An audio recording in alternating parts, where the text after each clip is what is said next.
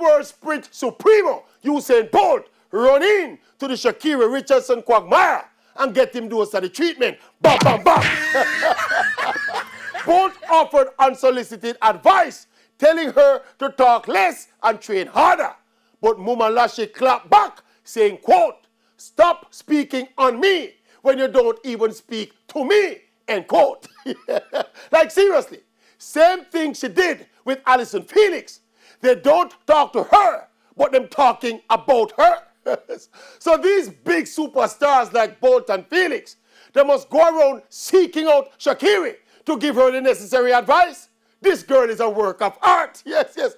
I think people must just accept that it is pointless to try and guide her or tell her what to do.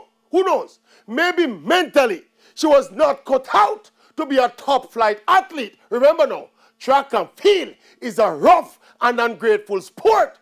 And based on all she's been doing and the amount of attention she's been getting, if Sha'carri don't run another race, she will survive. Yes, yes, yes. She's certainly not boring.